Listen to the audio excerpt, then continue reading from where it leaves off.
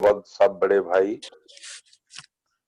सभी प्रदेशों के सम्मानित संयोजक, सह संयोजक, राष्ट्रीय कार्यकारिणी के साथी, राष्ट्रीय कार्यकारिणी के साथी, प्रदेश कार्यकारिणी के सदस्यगण, सभी को मेरा सादर नमो बुद्धाय, जय भीम। बुद्ध और उनका धम्म बाबा साहब का अंतिम जीवन का ये ग्रंथ है। बुद्ध धम्म की एक एक बात उसमें जीवन जीने के लिए अत्यंत आवश्यक है। बुद्ध धम्म और उनका ग्रंथ, ये भारत के लोग इसे पढ़ें, इससे लाभ लें, अपने जीवन को सुखी बनाएं।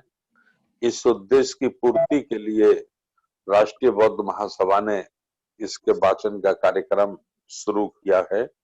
मैं अब अपने माननीय सम्मानित बादल सिंह बौद्ध जी से अनुरोध करूंगा कि आगे की कार्रवाई संचालित करें। सभी का बहुत बहुत धन्यवाद। नमो बुद्धाय, जय भीम। बहुत बहुत साधुवाद माननीय साहब। अब मैं बगैर विलंब किए हमारे दोनों प्रबोधनकार बहनों से निवेदन है कि अपना प्रबोधन प्रारंभ करें। माननीय रुचि आजादी और सविता सिंह। सभी को जय भीम, नमो बुद्धाय। जय भीम, नमो बुद्धाय। आज भगवान बुद्ध और उनका धम्म का छठा खंड प्रारंभ करेंगे। भगवान बुद्ध और उनके समकालीन, पहला भाग, उनके संरक्षक बिंबिसार द्वारा दान। राजा बिंबिसार भगवान बुद्ध के मात्र अनुयायी ही नहीं थे, बल्कि वह एक श्रद्धावान उपासक भी थे। धम्म के बहुत बड़े समर्थक थे। गृहस्थ उपासक बन जाने पर बिंबिसार ने तथागत से प्रार्थना की, भगवान, आप भिक्षु संघ सहित कल के भोजन के लिए मेरा आमंत्रण स्वीकार करें। तथागत ने मौन रहकर बिंबिसार का निमंत्रण स्वीकार किया। राजा बिंबिसार ने यह जान लिया कि भगवान बुद्ध ने उनका निमंत्रण स्वीकार कर लिया है, तो वह अपने स्थान से उठा और तथागत का आदर पूर्वक अभिवादन तथा प्रदक्षिणा करके वहां से चला गया। रात बीत जाने पर जब राजा बिंबिसार ने बढ़िया से बढ़िया भोजन तैयार कराए और समय हो जाने पर तथागत को इसकी सूचना दी, भगवान, भोजन तैयार है। पूर्वाह्न में तथागत ने चीवर पहन अपना पात्र चीवर ले उन भिक्षुओं के साथ राजगृह में प्रवेश किया, जो पहले जटिल हुआ करते थे। तथागत राजा बिंबिसार के महल की ओर गए और वहां पहुंचकर संघ सहित बिछे आसन पर बैठ गए। राजा बिंबिसार ने बुद्ध प्रमुख भिक्षु संघ को अपने हाथ से भोजन परोसा। भोजन ग्रहण कर चुकने के पश्चात तथागत ने जब अपने हाथ और पात्र धो लिए तो राजा बिंबिसार उनके पास आ बैठा। उनके पास बैठकर राजा बिंबिसार ने सोचा, मैं तथागत के निवास स्थान के लिए जगह कहाँ खोजूं, जो गांव से बहुत दूर न हो और बहुत निकट भी न हो, जो लोगों के वहां आने जाने के योग्य हो, पहुंचने में सुगम हो, जहां दिन में बहुत भीड़ न हो और रात में बहुत शोर न हो, जो एकांत हो, जन समूह से अलग हो, वैराग्य जीवन के लिए सुयोग्य हो। तब राजा बिंबिसार को ध्यान आया, मेरा अपना आनंददायक वेलुवन उद्यान है, जो न नगर से बहुत दूर है, न ही नगर के बहुत समीप है, जो आने जाने के लिए सुगम है। क्यों ना मैं उस सुखद वेलुन को बुद्ध प्रमुख भिक्षु संघ को दान स्वरूप भेंट कर दूं। तब राजा ने भगवान बुद्ध के हाथ पर डालने के लिए एक जल भरी स्वर्ण झारी ली और उसे भगवान को भेंट करते हुए कहा, मैं यह वेलुवन उद्यान बहुत प्रमुख भिक्षु संघ को दान देता हूँ। तथागत ने उद्यान स्वीकार कर लिया। जब तथागत ने राजा बिंबिसार को अपने प्रवचन से उत्साहित किया, आनंदित किया और आह्लादित किया तथा अपने स्थान से उठकर चले गए, फिर तथागत ने भिक्षुओं को प्रवचन देने के बाद संबोधित करते हुए कहा, भिक्षुओं, मैं भिक्षुओं को उद्यान का दान स्वीकार करने की अनुमति देता हूँ। रुचि आजादी। जय भीम, नमो बुद्धाय। जय भीम, नमो बुद्धाय। अनाथ पिंडक द्वारा दान। दीक्षा के बाद अनाथ पिंडक एक बार भगवान बुद्ध के पास गया। अभिवादन कर चुकने के अनंतर वह एक ओर बैठ गया और बोला, भगवान, आप जानते हैं कि मैं श्रावस्ती में रहता हूँ, जो धन्य धान्य से संपन्न नगरी है और जहाँ शांति विराजती है। वहां महाराज प्रसेनचित्त का शासन है। मैं वहां एक विहार की स्थापना करना चाहता हूँ। क्या आप कृपया वहां पधारेंगे और उस विहार का दान स्वीकार करेंगे? भगवान बुद्ध ने मौन रहकर स्वीकार किया। दीनहीनों का मित्र और अनाथों का उपकारक सेठ अनाथ पिंडक जब घर लौटा तो उसने जेठ राजकुमार का उद्यान देखा, हरा भरा बाग और निर्मल जल के स्रोतों से युक्त। उसने सोचा, भगवान बुद्ध के भिक्षु संघ के लिए यह स्थान सबसे अधिक उपयुक्त रहेगा। राजकुमार उद्यान बेचना नहीं चाहता था, इसलिए उसने उसका मूल्य बहुत अधिक बताया। पहले तो उसने इनकार ही कर दिया, लेकिन अंत में कहा, यदि तुम सारी जमीन को सोने के सिक्कों से ढक दो तो इतने मूल्य से मैं खरीद सकते हो, अन्यथा नहीं। अनाथ पिंडक प्रसन्न हुआ और बोला, मैं ठीक है, इसे सोने के सिक्कों से ढक दूंगा। तब राजकुमार बोला, रहने दो, कष्ट ना करो, मैं बेचना ही नहीं चाहता। लेकिन अनाथ पिंडक का आग्रह था, अब जब एक बार उसकी कीमत लगा चुके हो तो उतनी ही कीमत देने के लिए मैं तैयार हूँ, तो तुम्हें जमीन देनी ही पड़ेगी। बात यहाँ तक बढ़ी कि न्यायालय तक पहुंच गई। इस बीच लोग इस अमान्य घटना की चर्चा करने लगे और राजकुमार को भी जब यह पता लगा कि अनाथ पिंडक धनी तो था ही, किंतु वह अनंत स्पष्टवादी, श्रद्धावान तथा ईमानदार भी था, तो उसने अनाथ पिंडक से जमीन लेने का उद्देश्य पूछा। जब उसे पता लगा कि जमीन तथागत के लिए विहार बनवाने हेतु ली जा रही है, तो उसने भी इस पुण्य कार्य में भागीदार बनने की इच्छा प्रकट की। उसने जमीन की आधी ही कीमत स्वीकार की। वह बोला, जमीन तुम्हारी हुई, पर पेड़ मेरे ही रहेंगे। मैं अपने हिस्से के रूप में सारे वृक्षों का दान करता हूँ। बिहार की आधारशिला स्थापित हो चुकने पर भगवान बुद्ध के निर्देशों के अनुसार वहां भिक्षु संघ के योग्य एक विशाल विहार बनवाया गया और उसे नक्काशीदार कला से सुसज्जित किया गया। इस विहार का नाम पड़ा अनाथ पिंडक का जेतवनाराम। संक्षिप्त में यह जेतवन विहार के नाम से जाना गया। अनाथ पिंडक ने तथागत को दान स्वीकार करने के लिए श्रावस्ती आने को आमंत्रित किया। भगवान बुद्ध कपिल वस्तु से श्रावस्ती पधारे। जब तथागत पधारे, अनाथ पिंडक ने पुष्प वर्षा की और सुगंधित धूप जलाई। दान देने के लिए उसने एक सोने की झारी से तथागत के हाथ पर पानी डालते हुए कहा, मैं संसार भर के भिक्षु संघ के उपयोग के लिए यह विहार समर्पित करता हूँ। तथागत ने विहार स्वीकार किया और दानोन्मोदन करते हुए कहा, सभी अमंगलों का नाश हो।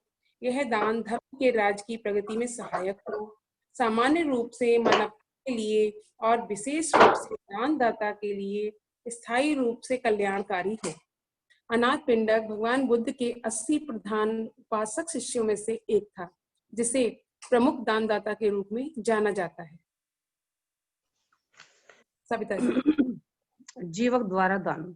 जब कभी तथागत राजगृह में विराजमान होते थे तो वैद्य जीवक दिन में 2 बार तथागत के दर्शनार्थ जाता था। जीवक को लगा कि राजा बिंबिसार ने तथागत को जिस वेलवन का दान किया है वह बहुत दूर है। राजगृह में अम्बुवन नाम का उसका अपना एक बगीचा था, जो कि उसके अपने स्थान से बहुत निकट था। उसने सोचा कि अम्बवन में समस्त सुविधाओं से परिपूर्ण विहार बनवाया जाए और यह अम्बवन तथागत को भेंट कर दिया जाए। अपने मन में यह विचार लेकर वह तथागत के पास पहुंचा और उनसे प्रार्थना की कि वह उसकी मनोकामना पूरी होने दे। तथागत ने मौन रहकर वैद्य जीवक का निवेदन स्वीकार किया। काली द्वारा दान। उस समय तथागत नादिका में ठहरे हुए थे और स्थान परिवर्तन करना चाहते थे। उन्होंने आनंद को संबोधित किया, आनंद आओ, हम वैशाली चले। भगवान बहुत अच्छा। यह आनंद ने सहमति दी। तब महान भिक्षु संघ के साथ तथागत वैशाली की ओर चल पड़े। वहां वैशाली पहुंचकर वह अम्बपाली के अम्बन में ठहर गए। जब अम्बपाली गणिका ने सुना कि भगवान बुद्ध वैशाली में पधारे हैं और उसी के अम्बवन में ठहरे हुए हैं, उसने कई राजकीय रथ जुतवाए और उनमें से एक में स्वयं बैठकर वह वैशाली में अपने उद्यान की ओर चल दी। शेष रथों में उसकी अनुचर सेविकाएं थीं। जहां वह रथ जा सकता था वहां तक वह रथ ले गई और आगे के लिए रथ से उतरकर पैदल चलकर वहां पहुंची। तथागत बुद्ध जहाँ ठहरे हुए थे। वहां जाकर अभिवादन कर एक ओर बैठ गई। जब वह वहां बैठी तो उसे भगवान बुद्ध ने कल्याणकारी प्रवचन दिया। तब अम्रपाली गणिका ने तथागत से प्रार्थना की, भगवान, भिक्षु संघ सहित कल मेरे यहाँ भोजन का आमंत्रण स्वीकार करके मुझे अनुग्रहित करें। तथागत ने उनके निमंत्रण को मौन रहकर स्वीकार किया। जब अम्रपाली ने देखा तथागत ने उनका निमंत्रण स्वीकार कर लिया है तो वह अपने स्थान से उठी और अभिवादन कर वहां से चल दी। अब वैशाली के लिच्छवियों ने सुना कि भगवान बुद्ध वैशाली आए हैं और अम्रपाली के उद्यान में ठहरे हैं। वे भी भगवान बुद्ध को अपने यहाँ भोजन के लिए आमंत्रित करना चाहते थे। उन्होंने भी बहुत से राजकीय रथ जुतवाए और उन पर बैठकर वैशाली से चल पड़े। मार्ग में उन्हें अम्रपाली मिली और अम्रपाली लिच्छवियों के रथों से रथ, पहिए से पहिया और धुरी से धुरी टकराती हुई पास से गुजरी। लिच्छवियों ने पूछा, अम्रपाली, क्या बात है जो आज तू अपने रथ टकराती हुई जा रही है? स्वामियों, तथागत ने भिक्षु संघ सहित कल मेरे यहाँ भोजन का आमंत्रण स्वीकार कर लिया है। अम्रपाली, हमसे 1 लाख ले ले, पर कल का भोजन हमें कराने दे। स्वामियों, यदि आप उपनगरों सहित समस्त वैशाली भी मुझे दें, तब भी मैं कल का भोजन कराने का यह अवसर अपने हाथ से न जाने दूंगी। लिच्छवी हाथ मलते रह गए। वे बोले, इस अम्बवन की लड़की में हमें हरा दिया। अम्बपाली ने हमें पीछे छोड़ दिया और वे अम्बपन की ओर बढ़ते गए। यह जान कि वे अवसर खो चुके हैं, लिच्छवियों ने सोचा कि तथागत के पास इस आशा से चला जाए कि शायद वे पुनर्विचार करते हुए अपने निमंत्रण को प्राथमिकता देते हुए स्वीकार कर लें। अतः वे अम्रपाली के उद्यान में पहुंचे। जब भगवान बुद्ध ने लिच्छवियों को दूर से आते देखा तो उन्होंने भिक्षुओं को संबोधित करते हुए कहा, जिन भिक्षुओं ने कभी देवताओं को न देखा हो, वे लिच्छवियों के इस समूह को देखें। वे इस लिच्छवी मंडली को देखें। वे इस लिच्छवी मंडली की तुलना करें जो दिव्य लोक के देवताओं के समान हैं। जहां तक वे रथों से जा सकते थे, वहां तक वे रथों से जाकर लिच्छवी उतर पड़े और वहां जाकर तथागत विराजमान थे वहां पैदल पहुंचे और अभिवादन करके एक ओर बैठ गए। तब उन्होंने तथागत से प्रार्थना की, भगवान, भिक्षु संघ सहित कल के लिए हमारा भोजन का आमंत्रण स्वीकार करें। लिच्छवियों, कल के भोजन के लिए मैंने अम्रपाली को वचन दे दिया है, उन्होंने उत्तर दिया। तब लिच्छवियों ने जान लिया कि वे असफल रह गए हैं। उन्होंने तथागत को धन्यवाद दिया और उनके वचनों का अनुमोदन किया। वे अपने स्थान से उठे और तथागत की वंदना की। तदंतर वे तथागत की प्रदक्षिणा पर वहां से विदा हुए। रात बीत जाने पर अम्रपाली ने अपने निवास स्थान पर मीठे चावल और पकवान बनवाए और जाकर तथागत से निवेदन किया, भगवान, समय हो गया है और भोजन तैयार है। तथागत ने चीवर पहना तथा पात्र चीवर ले भिक्षु संघ सहित अम्रपाली के निवास स्थान पर पधारे। वहां पहुंचकर वह अपने लिए तैयार किए गए आसन पर विराजमान हुए। तब अम्रपाली ने बुद्ध तथा भिक्षु संघ को मधुर मीठे चावल तथा स्वादिष्ट पकवान परोसे। वह तब तक वहां खड़ी रही जब तक उन सभी ने भोजन करके और अधिक लेना अस्वीकार नहीं कर दिया। भगवान बुद्ध भोजन के पश्चात अपना पात्र और हाथ धोकर जब बैठे, तब अम्रपाली एक नीचा आसन लेकर उनके पास बैठ गई। तब उन्होंने तथागत से इस प्रकार निवेदन किया, भगवान, मैं अपना उद्यान आपको एवं भिक्षु संघ को अर्पित करती हूँ। तथागत ने मौन रहकर स्वीकार किया। तब भगवान बुद्ध ने दानानुमोदन करते हुए प्रवचन दिया। इसके बाद तथागत आसन से उठे और अम्रपाली से विदा ली। विशाखा की दानशीलता। विशाखा सात्विक की एक बहुत धनवान महिला थी। उसके अनेक पुत्र पौत्र थे। जब तथागत सावथी में विहार कर रहे थे तो विशाखा वहां पहुंची जहां तथागत ठहरे हुए थे और उन्हें अगले दिन के लिए भोजन का आमंत्रण दिया, जिसे तथागत ने स्वीकार कर लिया। उस रात और दूसरे दिन सुबह भारी वर्षा हुई। भिक्षुओं ने अपने चीवरों को सूखा रखने के लिए उतार दिया और सारी रात वर्षा अपने नंगे शरीर पर पड़ने दी। जब दूसरे दिन तथागत भोजन समाप्त कर चुके तो विशाखा एक नीचा आसन लेकर तथागत के निकट बैठ गई और विनम्रता पूर्वक बोली, भगवान, मैं आपसे 8 वर चाहती हूँ। तथागत ने उत्तर दिया, विशाखा, तथागत बिना जाने कोई वर नहीं देते। विशाखा ने फिर निवेदन किया, भगवान, जो वर मैं मांगने जा रही हूँ वे उचित हैं और आपत्ति रहित हैं।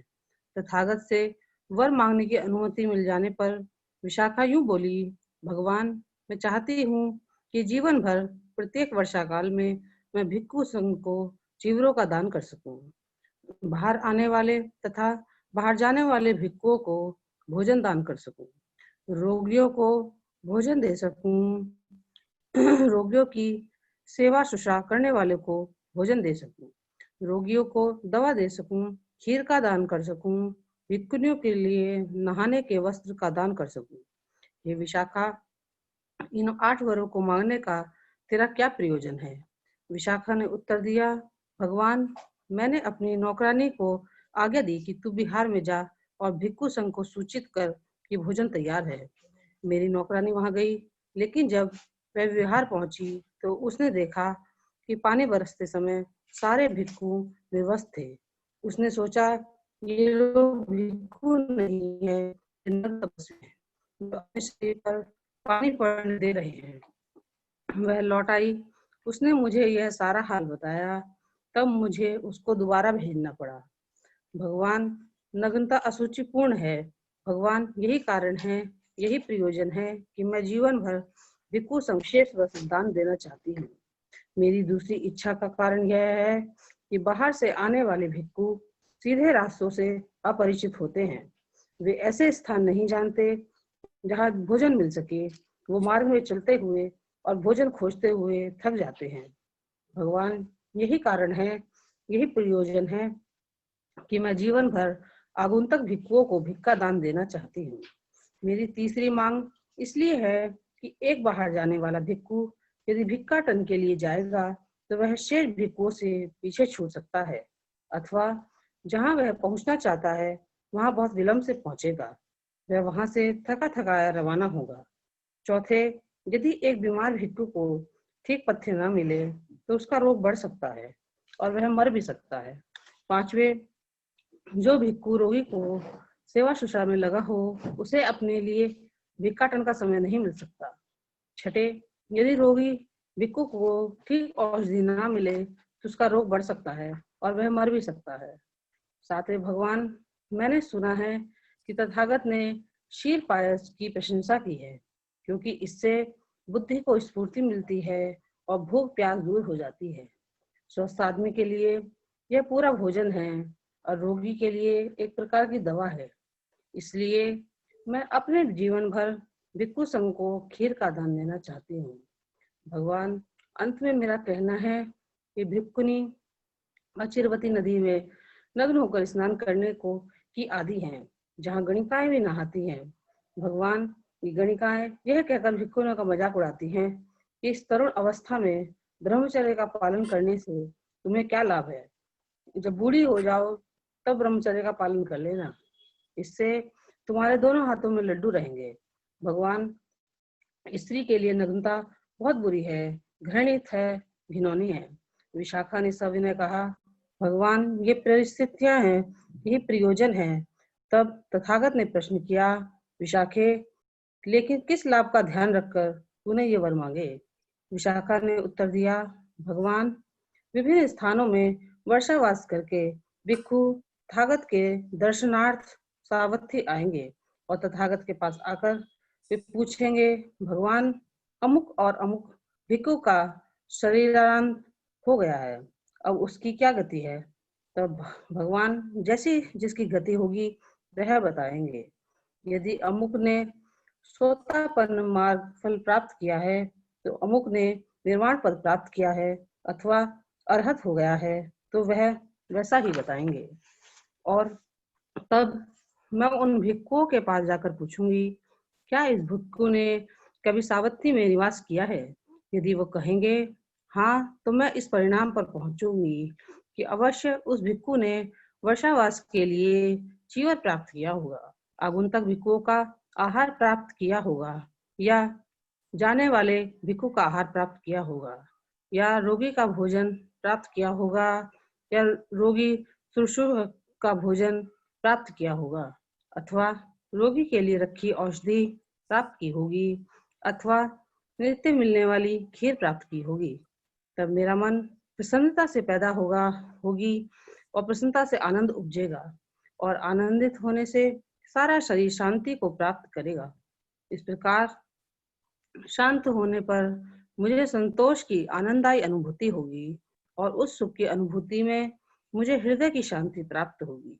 यह एक प्रकार से मेरे लिए श्रद्धा बल आदि तथा 7 संबोधि अंगों की प्राप्ति होगी। भगवान, मैंने अपने लिए यही पुण्य लाभ सोचकर इन 8 वरों की मांग की है।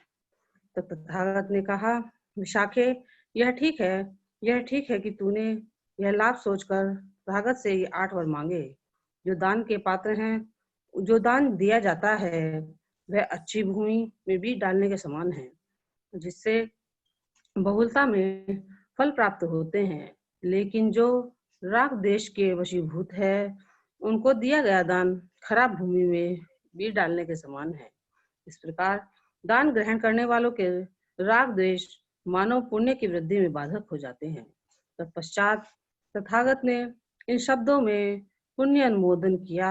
जीवन में शील संपन्न तथागत की उपासिका प्रसन्न चित्त से लोभ रहित होकर जो कुछ भी दान देती है, उसका वह दिव्य दान दुख के नाश का तथा दिव्य सुख की प्राप्ति का कारण होता है।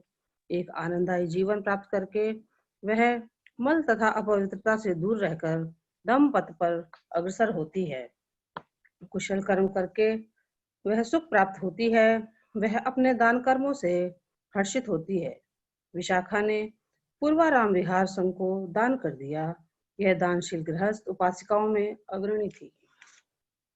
दूसरा भाग, भगवान बुद्ध के विरोधी माया जाल द्वारा धम्म परिवर्तन कराने का आरोप। एक बार भगवान बुद्ध वैशाली के महावन में कूटागार शाला में ठहरे हुए थे।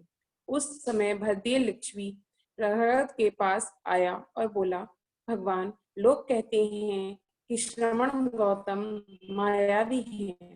वह जादू चालबाजी जानता है, जिसके द्वारा वह दूसरे मत के अनुयायियों को फुसलाता है। जो ऐसा कहते हैं वे भगवान बुद्ध को गलत ढंग से पेश करते हैं।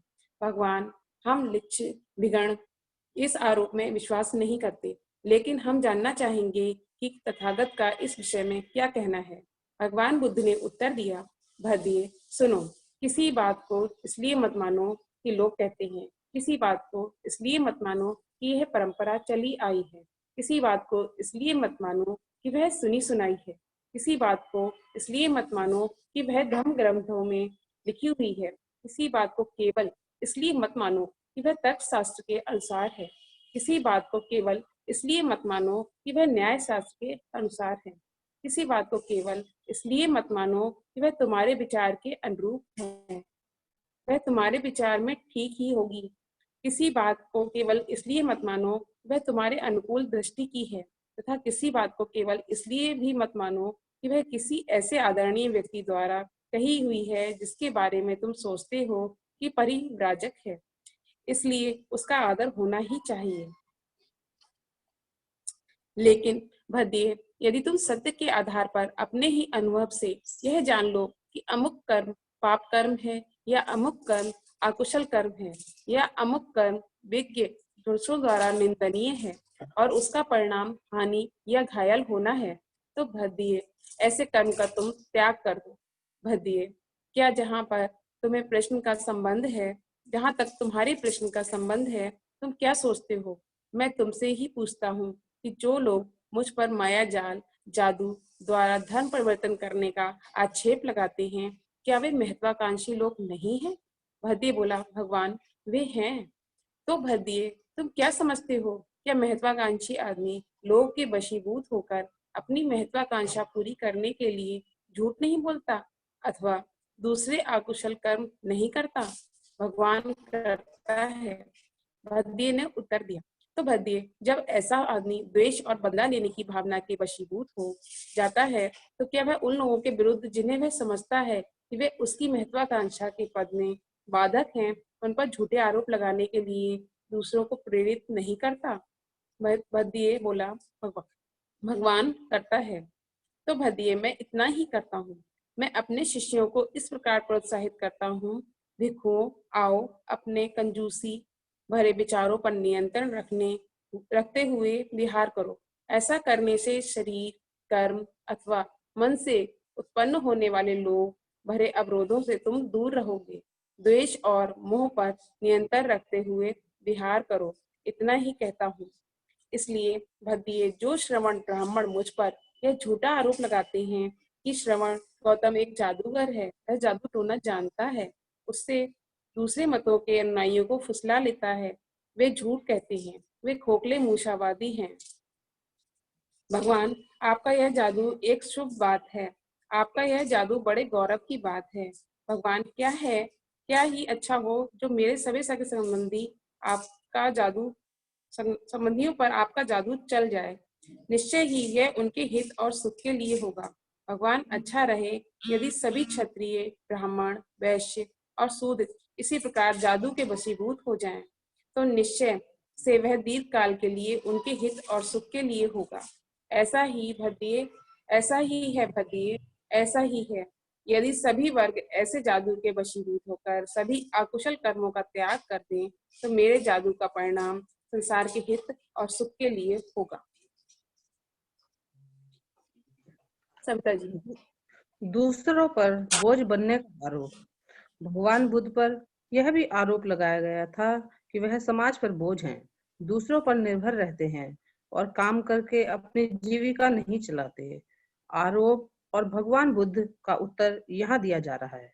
एक बार भगवान बुद्ध मगध जनपद के दक्षिण गिर प्रदेश में एक नाला नाम के एक ब्राह्मण ग्राम में रह रहे थे। उस समय कृषि भारद्वाज ब्राह्मण के 500 हल खेत बोने के लिए जोते जा रहे थे। पूर्वाह्न समय तथागत चीवर पहन तथा पात्र हाथ में ले वहां पहुंचे, जहां ब्राह्मण अपना काम कराने में लगा हुआ था। उस समय भोजन लाया गया था। वहां पहुंचकर तथागत एक ओर खड़े हो गए।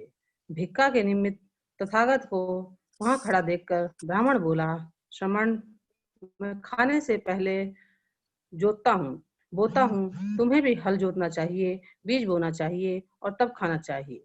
ब्राह्मण, मैं भी खाने से पहले हल जोतता हूँ, बीज बोता हूँ। मैं न कहीं श्रमण गौतम का जुआ देखता हूँ, न हल देखता हूँ, न हल की फाल देखता हूँ, न बैलों को हाँकने की पैना देखता हूँ और न बैलों की जोड़ी ही देखता हूँ।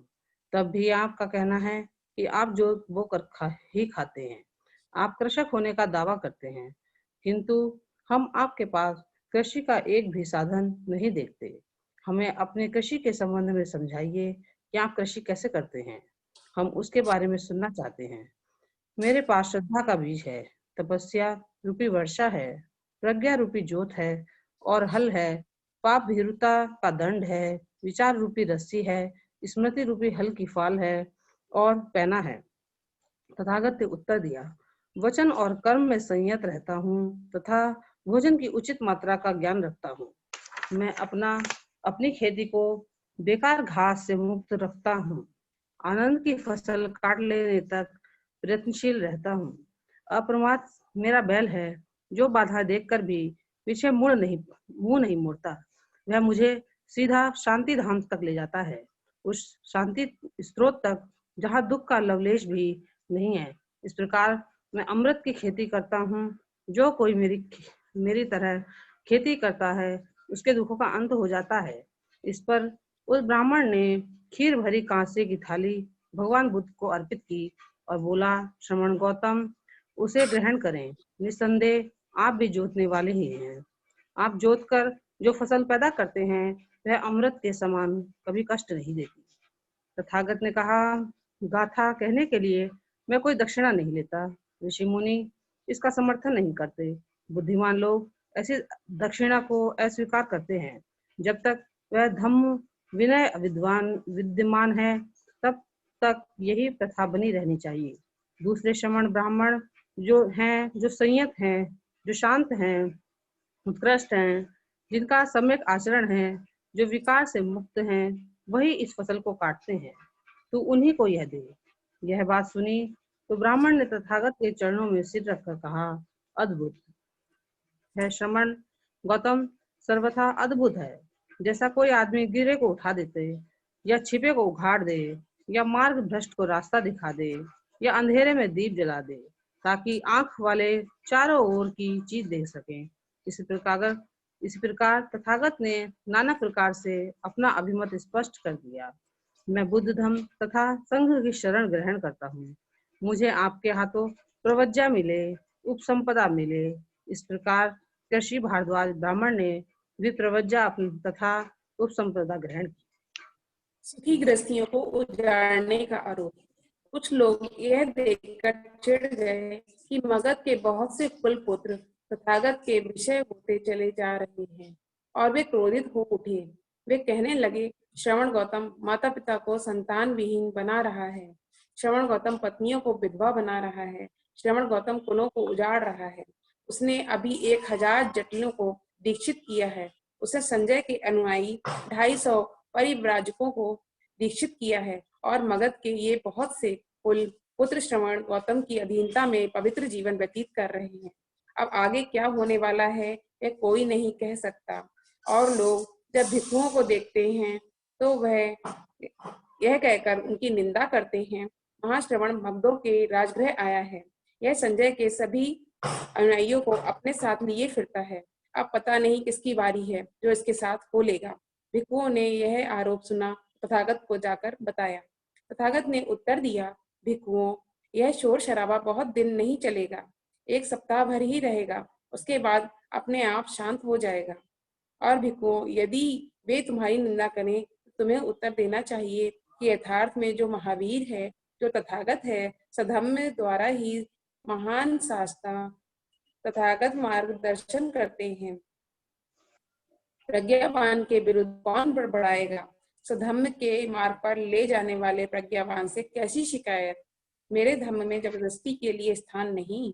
आदमी यह त्याग करने के लिए स्वतंत्र है। आदमी घर में ही बने रहने के लिए भी स्वतंत्र है। जब भिक्षुओं ने तथागत के आदेशानुसार आलोचकों को उत्तर दिया तो लोग समझ गए, शाक्य पुत्र श्रवण गौतम लोगों को धम्म के रास्ते ले जाते हैं, अधम्म के रास्ते नहीं। उन्होंने तथागत की निंदा करना बंद कर दिया।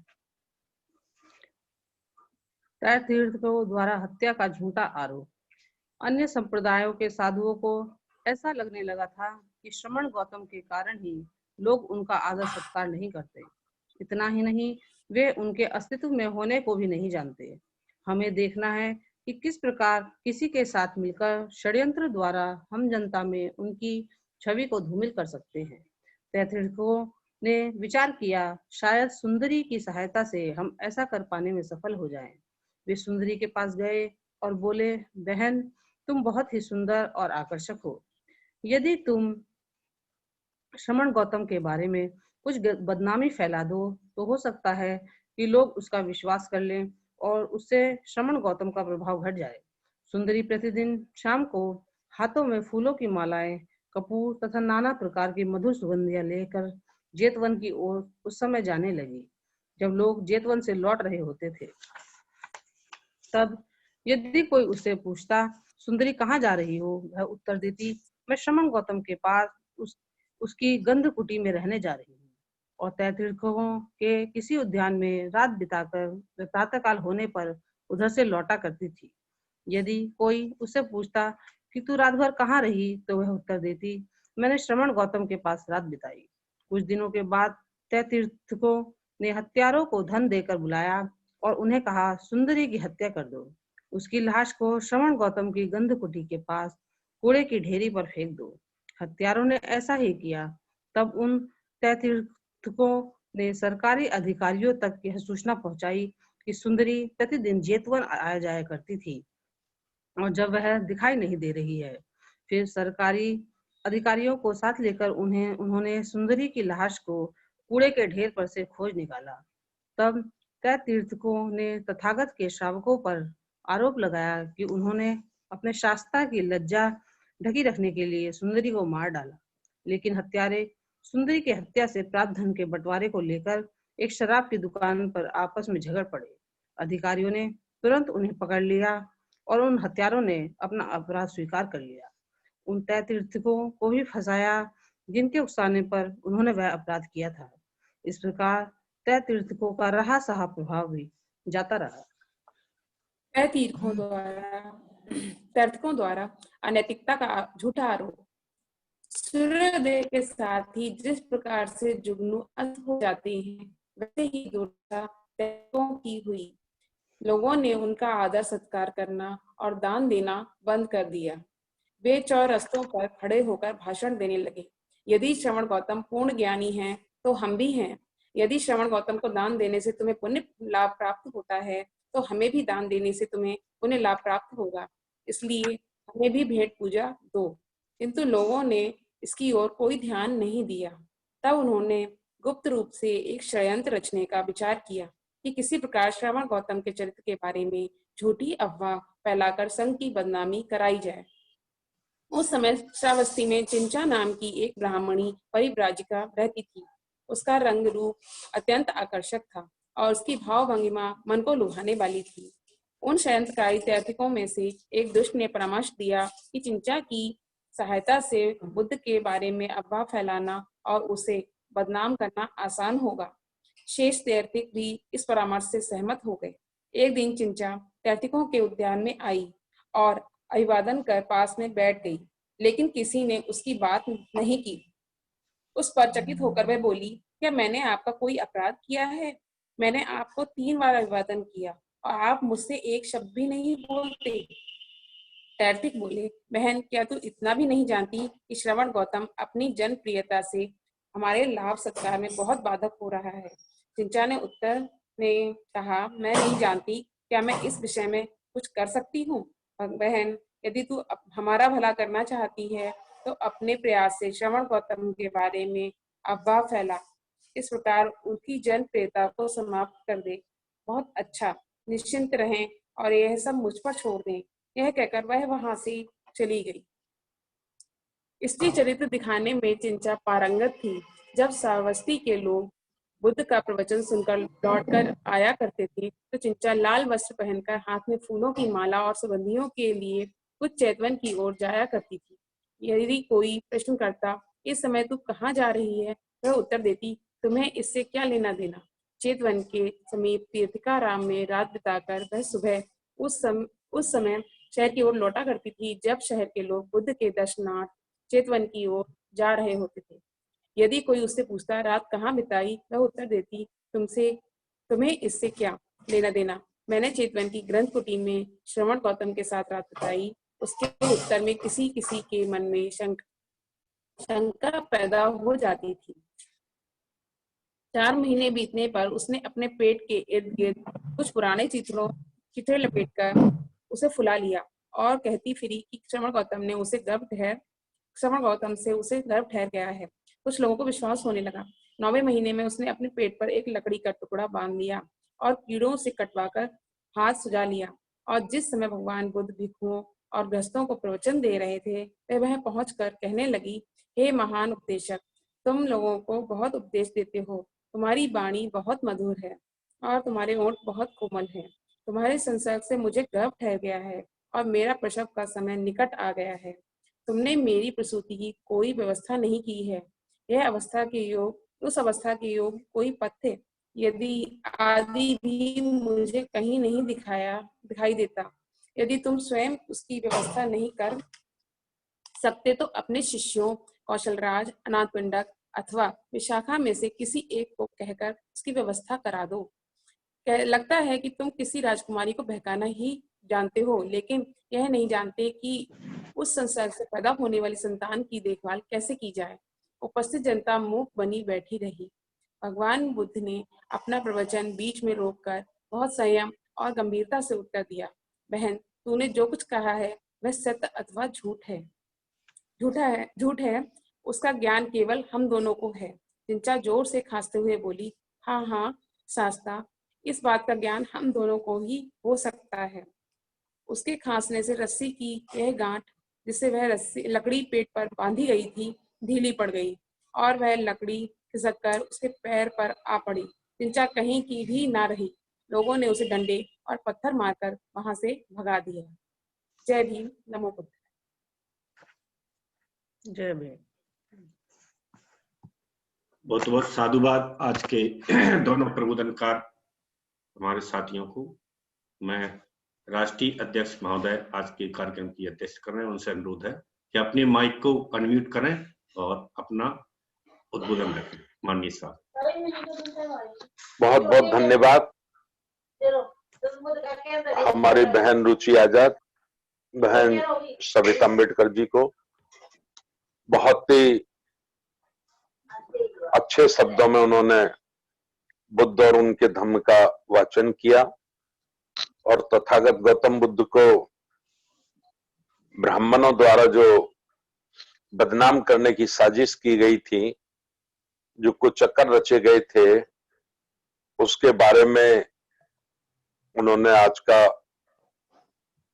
पाठन किया है। ये बहुत ही सुंदर है। इसी घटना में आनंद ने कहा था तथागत को कि हे तथागत, हमारी यहाँ बहुत बदनामी हो रही है, हमें यह स्थान छोड़ देना चाहिए। तो तथागत ने आनंद को कहा था कि आनंद, हम जहां जाएंगे वह बदनामी परछाई की तरह हमारे साथ चलेगी। यदि हम अपने स्थान पर सही हैं, हम निर्दोष हैं, तो यहीं रहकर इस बुराई का मुकाबला करेंगे, हमें कहीं जाने की जरूरत नहीं है। अनेकों समय ऐसा हुआ है कि जब जब कोई महान पुरुष सामाजिक परिवर्तन या व्यवस्थाओं को बदलता है तो लोग उसके प्रति ऐसा षड्यंत्र रचते हैं। बुद्ध और उनके धम्म में ये लेखकर बाबा साहब डॉक्टर अम्बेडकर जी ने एक अच्छा मार्गदर्शन हम सबका किया है। तो मैं दोनों बहनों का बहुत बहुत आभार करता हूं, उनको धन्यवाद देता हूं। और अब आज के कार्यक्रम को होस्ट कर रहे मास्टर बादल सिंह बद्ध जी से अनुरोध करता हूं कि वो मंगल गाथा के माध्यम से आज के कार्यक्रम को समाप्त कराएं। बहुत बहुत धन्यवाद। जय भीम, नमो बुद्धाय। बहुत बहुत साधुवाद माननीय साहब। अब मैं सभी साथियों के माइक के खोलने के ऑप्शन दे रहा हूं। सभी साथी अपने माइक खोल सकते हैं और हम सभी साथी एक साथ धम्म पालन गाथा बोलेंगे। सबे सुखी हंतो सबे हंतो चेमिनो भद्राणि पश्यन्तु चेदुः महागमा हंतो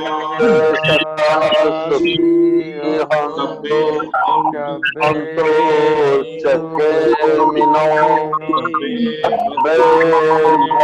भद्राणि पश्यन्तु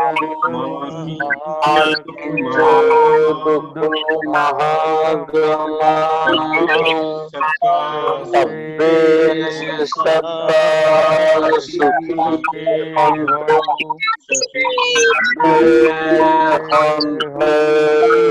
चेमिनो